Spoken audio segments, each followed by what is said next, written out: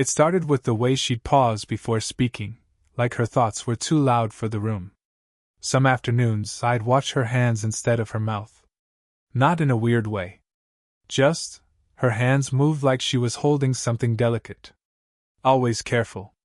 Always composed. She'd adjust her glasses with her thumb and forefinger, push a stray strand of hair behind her ear, tap the table softly when she was thinking.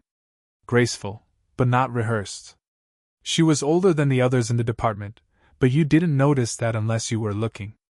I was looking. Her name was Elena. Ms. Ward, technically, but no one ever said it like they meant it. It felt too small for her. She wasn't dramatic or loud, she didn't need to be. She had that kind of stillness that pulled you in just to fill the silence. It was during one of those after-hours sessions. Empty classroom, golden light slanting through the blinds. I'd come in for feedback on a short story, but we hadn't opened the folder yet. The desk between us felt optional. Your writing always circles the same thing, she said, not unkindly. You're trying to say something without saying it. I nodded, because she wasn't wrong. She tilted her head slightly, studying me in that quiet way she did. Like I was a puzzle with pieces that didn't quite fit. What is it you're avoiding? I swallowed. The window behind her was cracked open. I could hear a bird, or maybe just the wind pretending to be one. The classroom smelled faintly of chalk dust and coffee. I don't know, I said. And I meant it. She didn't press. She just leaned back, exhaled softly, and looked at me like she wanted to, and maybe shouldn't. Then she took off her glasses. It was such a small thing. But it changed the shape of her face, made her look less like a teacher and more like someone who once danced in the rain. Her eyes weren't cold, they never were, but without the glasses, they felt exposed. Like maybe she was tired of hiding behind sharp edges and polite smiles. Forget the lesson, she said quietly. Just talk to me. My breath caught. I could feel the blood in my fingertips. There was a beat, too, maybe, where I thought about standing up, saying something bold. But all I managed was, about what? She smiled, but it didn't reach her eyes. Anything. I looked at her, really looked at her. The faint lines at the corners of her mouth. The way her sweater fell off one shoulder, just slightly, like she hadn't noticed. The way her nails were perfectly trimmed but not polished. She always looked like she was halfway between holding herself together and letting herself fall apart. You always sit like you're waiting for something, I said. Her eyes flickered, just for a second. What do you think I'm waiting for? I hesitated. Someone who sees you. The silence that followed wasn't empty. It was full of things neither of us were ready to name. Outside, the wind picked up. She reached for her glasses, paused, and then didn't put them back on. Instead, she stood slowly, smoothing her skirt as she moved toward the door. She touched the handle, but didn't turn it. Just stood there, her back to me, as if waiting for something, or maybe daring me to say more. I did. Elena. I said her name too softly, but she heard it. I know she did. Because she didn't move. Not yet. She didn't turn around. Not right away. Her hand hovered on the door handle like she was still deciding something, like leaving or staying were equally dangerous. And then, finally, she looked back at me, not fully, just over her shoulder. Elena, I said again, a little steadier this time. She smiled barely. Don't call me that. Why not? It's not allowed, she said, and turned to face me fully now, arms folding across her chest. She looked smaller somehow, not fragile, just more human than I'd ever let myself imagine. I stayed seated. My voice felt too loud in the quiet, so I lowered it. We're not breaking any laws. You're not that much older. Her brow lifted slightly. 12 years is enough. 13. A dry laugh escaped her. Great, thank you for the reminder. I smiled, even though part of me hated that she could still joke while I was sitting there with my heart stumbling over itself. But it wasn't a real deflection. I could see it. There was something else she was holding back, not because she didn't want to say it, but because maybe she didn't trust what would happen if she did. I stood and walked to the desk where she'd left her glasses. I ran my thumb gently along the arm, then set them down again like they were something sacred. "I think I'm just tired of pretending not to see you," I said quietly. "The way you laugh at my jokes when no one else does. The way you remember my stories better than I do. You listen like you're still hoping to be surprised by someone." She looked at me then, really looked, and for a second, I wanted to apologize for saying too much. But she didn't stop me. She didn't look away. "My ex-husband," she said, voice soft, "used to talk to me like I was a list of things to fix, things to do, things to be. He never just sat with me. Not like this." My chest tightened. I didn't say anything. I didn't need to. She took a step closer. We weren't touching, not even close. But something shifted in the air, that subtle charge that happens right before lightning touches ground. "And you?" she asked. "Any ghosts you're still talking to?" I shrugged. "One or two. Girls who liked how I looked in pictures but not how I think. One who said I was too quiet. Another who said I was too intense." "You are intense," she said gently. "I know." I smiled. "But you never flinch when I look at you too long." She smiled, and this time it reached all the way to her eyes. She walked past me toward the shelf near the back wall, pretending to look for something. Her fingers hovered over a few worn paperbacks, then paused. "You remember this one?" she asked, holding up a battered copy of The Bell Jar. I nodded. "That was the first time I ever saw you cry. You tried to hide it, but your voice cracked when you read that line aloud." Her face turned slightly, caught somewhere between surprise and embarrassment. "You noticed that?" "I notice everything." Her fingers trembled just slightly as she set the book down. I crossed the room slowly and stood beside her, careful not to touch.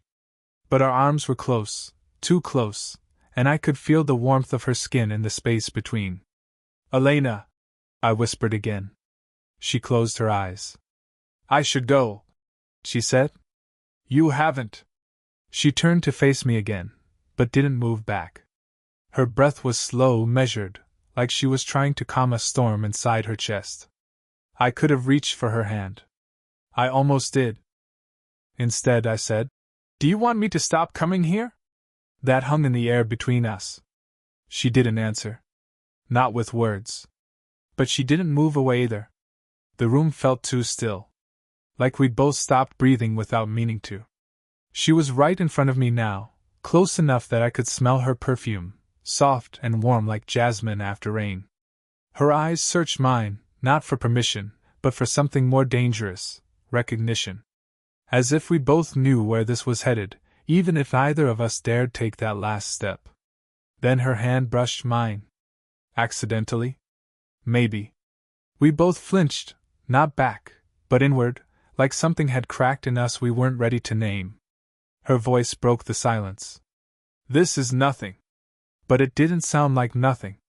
It sounded like a wish trying not to become a confession. "I know," I said. My mouth said it. My body disagreed. The overhead light hummed faintly. Outside, the wind pressed against the windows like it wanted in, like it was desperate to witness whatever was happening between us. She stepped away, just half a step. Enough to shift the balance. "You're young," she said, not unkindly. "You'll forget this." I almost laughed. "Do I look like I forget things easily?" She didn't answer. Just stared at the floor like it had all the right words she didn't. And then, like the universe knew we were balancing on a wire, her phone buzzed. Loud in the quiet. The name on the screen lit up, Daniel, home. Her ex-husband.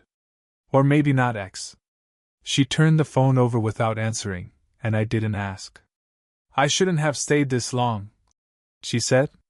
Her voice was even, but her fingers clutched the desk edge too tightly. "Then go," I said. She looked at me, startled. "I'm not stopping you," I added. "But don't lie about why you stayed." Her lips parted, like she wanted to protest, but then closed again. We stood there in the quiet like two people afraid of the truth, but more afraid of pretending. Finally, she moved past me, reaching for her coat. But as she did, her fingers grazed my chest, not by accident this time. Just barely. Just enough. It lingered. Too long. She pulled her hand away like it burned. This can't happen. I nodded slowly, even though it already had. She turned toward the door, and this time she opened it. The hallway beyond was lit by fluorescent lights, sterile and too bright. She hesitated in the doorway. I thought she might say something, anything. But she didn't. She just looked back once, eyes unreadable. "Good night," she said. "Good night," I replied, but my voice was lower, heavier. She disappeared down the hall, heels soft against the linoleum. I stood in the silence she left behind. The classroom was still full of her, the warmth of her perfume, the shape of where she'd stood, the echo of her voice. I sat back in the chair, heart running faster than it should, breath not quite steady. I knew I shouldn't be feeling this. But I was. I didn't see her for 3 days. Not in the hall. Not in the classroom. Not even her office light flickered on, and I looked, every time I passed that hallway, pretending I wasn't hoping. And then Friday came. She walked in late. Sunglasses on, hair slightly undone, like she hadn't slept. She barely glanced at me. Gave some brief instruction to the class, avoided eye contact, and sat, not at her desk, but in the back corner by the window. The silence felt different that day. It didn't settle. It hovered. I waited until everyone filed out before I stood. She didn't move. I walked over slowly, my heart louder than my footsteps. "Elena, don't," she said. Not angry. Just worn. I sat across from her anyway. The same desk where we always ended up, facing each other like we weren't quietly on fire. She finally took off the sunglasses, and her eyes were tired. But she didn't look away. "Is this guilt?" I asked. "Or fear?" She laughed, a small, hollow sound. "Maybe both." I nodded. I didn't push her. I just let the silence breathe. We'd gotten good at that, letting silence say what words couldn't. She sighed. "I've spent most of my adult life pretending I was okay. With my marriage. My choices. The way people see me. You're the first person who—" She stopped. "Who what?" I asked. "Who makes me want to stop pretending?" Her voice cracked on the last word. That was the edge. I felt it in my chest, like something sharp pressing outward. And I said the thing I shouldn't have. The thing I'd been holding back since the first time she smiled at one of my terrible stories like it meant something. "I think about you when I'm alone." She flinched. Just slightly. The air changed. She looked at me like I'd just undone something she'd kept tightly knotted. Then she stood abruptly, pacing toward the window, arms crossed so tightly across her chest it almost looked like she was holding herself together. "This isn't fair," she whispered. "You're young. You don't know what this would cost." I stood too. Not too close. "Then tell me. Help me understand." "You don't want to know." "I do." She turned then, her face caught somewhere between anger and ache. "I would lose everything. My career. My reputation. My self-respect. And I'd lose you," I said louder than I meant to. "Before I even have you." That did something to her. I saw it, the flicker, the soft undoing in her eyes. She walked back toward me slowly, like her body didn't trust what her heart wanted. We stood too close again. She looked up at me, lips parted like she might say something, might end this, might tell me to leave, but then I felt it. Her hand, barely brushing mine. Not accidental. Not anymore. Her voice was barely audible. "Don't." She didn't finish. And I leaned in, not all the way. Just enough to make the space between us feel electric. She closed her eyes. I whispered, "Tell me to go, and I will." But she didn't. She stayed still. Her breath on my cheek. Waiting. Wanting. Afraid. She kissed me. Or maybe I kissed her. I don't know who moved first. All I know is our mouths met somewhere in the middle of silence and wanting, and for a few seconds, nothing else existed, not the risk, not the world, not even breath. Just her hand trembling lightly on my neck, and the soft, unsteady sound of her giving in. And then she pulled away. Fast. Too fast. She stepped back like she'd touched fire, and maybe she had, maybe we both had. Her lips parted, red and raw from what just happened, but her face had already begun to close off again. Her arms crossed in front of her, protective. I shouldn't have done that, she said. Her voice cracked on the shouldn't. You did, I said. Gently. Like I didn't want to scare her more than she already was. She shook her head, biting her bottom lip like she was trying not to cry. You don't know what you just stepped into. Then tell me, I said. I'm standing right here. She looked at me, eyes brimming with something I couldn't name. And that's when I saw it, not just fear. Guilt. Something deeper. She didn't speak right away. Just sat down slowly in the chair near the bookshelf, hands clasped tight in her lap. I told you I was divorced, she said. And I am. On paper. She looked down. But I still see him. Sometimes. We've been trying. Or pretending. I didn't say anything. I couldn't. I wasn't lying to hurt you, she said, voice soft, almost pleading. I just didn't think this would. I didn't think we would feel like this. The word we hit harder than it should have. I sat across from her, farther away this time. Like the room had grown colder in a single breath. I'm leaving, I said. My voice surprised me. Her head jerked up. What? I nodded, eyes fixed on the floor. I got accepted into a writing program in Montreal. I leave next month. The silence between us wasn't just quiet. It was heavy. And strange. Like a door half opened and then closed again without either of us stepping through. She looked stunned, but not surprised. Like some part of her had already been bracing for the end before it even began. You weren't going to tell me? She asked. I was, I said. But not today. Not after that kiss. Her eyes welled up, not in a dramatic way. Just one slow tear tracing her cheek, as if even her body had learned how to hide most things. I'm scared, she whispered. I know, I said. We sat like that for a while, not facing each other directly, but not turning away either. There was nothing to solve, no perfect answer waiting in the silence. Just the space between us. I watched the way she blinked slowly, like she was memorizing me before letting go. I wanted to reach for her hand. I didn't. She opened her mouth, then closed it again. Instead, she looked out the window, the same one where afternoon light used to fall across her shoulders. And I just sat there, saying nothing, feeling everything. Not knowing whether this was goodbye, or just the beginning of one. The next time I saw her, she looked tired in a way makeup couldn't cover. It was after hours again. The classroom was dim, the sun low and gold behind her, casting long shadows over the floor. She didn't say anything when I walked in. Just looked at me like we'd lived 1,000 quiet lifetimes in the spaces between our conversations. I closed the door behind me. Neither of us sat down. Elena, I said. She exhaled like she'd been holding her breath since the last time we'd spoken. You came. I didn't know if I should. She nodded. Neither did I. We stood on opposite ends of the room, like the walls might keep us safe from each other. But nothing ever had. Not really. I want you, I said. The words were quiet but firm. I've tried not to. I've tried every day since that first moment you smiled at me without meaning to. But it's there. And I know you feel it too.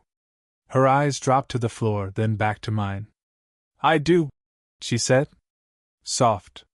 Frightened. Honest. I do feel it. There was a pause. But I don't know how this can work. I walked toward her, slow, careful, like the space between us was fragile. Then let's talk about it. Not pretend, not avoid it. Just be two people telling the truth. She looked up at me, and the look on her face was almost unbearable, not because it was painful, but because it was finally real. All the pretense was gone. I'm not just scared of being seen with someone younger, she said. I'm scared of being happy again. Of needing someone. I've spent years building a life that doesn't fall apart when someone leaves. I'm not here to break that, I said. I'm just here. And I don't want to pretend this doesn't mean anything. She walked past me, to the window. Ran her fingers along the sill like she needed something solid to anchor herself. I've done the thing where I lose myself in someone, she said. Where I forget where I end and they begin. I won't do that again. Not even for you. You don't have to, I said. I don't want all of you. Just the part you're willing to give. Even if it's just this room. Even if it's just now. She turned, leaning against the windowsill. Her eyes found mine. And this time, she didn't look away. I don't know if I can let you in without losing control, she whispered. Then lose it, I said. The air shifted again. Like everything that had been waiting to surface had finally come up for breath. She took one step toward me. Just one. I'm not asking you to fix anything, I added. I'm just asking you not to walk away from this. Her lips parted, like she had something to say, but no words came. Just a long, steady look. The kind that says I hear you. I'm still scared. But I'm here. And then, slowly, like it mattered, she walked to the door. She opened it. But she didn't step through. She just looked back over her shoulder and said quietly, I'm not ready to leave. And for the first time, I didn't feel like I was chasing her. I felt like she was choosing to stay. It didn't happen all at once. There was no grand gesture, no sweeping embrace under the rain. No promises whispered into the night. Just small things. She started texting me first. Not every day, but when she did, it mattered. I started writing again, not just for class, but for myself. I let her read one. The one about the woman at the window who never knew she was being watched for the way she held silence like a gift. She didn't say anything when she finished it. Just touched my wrist lightly and closed the page. One evening I walked her home. Not because she asked. Just because we'd both stayed too long in the classroom again, like always. Her apartment was smaller than I imagined. Quiet. Filled with warm light and plants that looked like they were learning how to live again. She made tea. We sat on her couch, not touching, not talking, just breathing the same air, letting the silence feel different this time. Not heavy. Not afraid. She looked over at me, her hair loose, tucked behind one ear, and said, This could ruin everything. I know, I said. She nodded. But it doesn't feel wrong anymore. No, I said. It feels like I finally exhaled. She reached out then, slow, unsure, and took my hand. Her thumb brushed over my knuckles like she was memorizing them. I've been waiting a long time to feel safe like this, she said. You are, I whispered. With me you are. And that was it. Not a resolution, but a beginning. One that wasn't perfect, but finally honest. We still had questions. We still didn't know how people would react, how we'd explain it, or even what it really was yet. But for the first time, either of us was pretending. We just sat there, hands entwined, tea cooling on the table, and let the moment stretch. Still. Enough.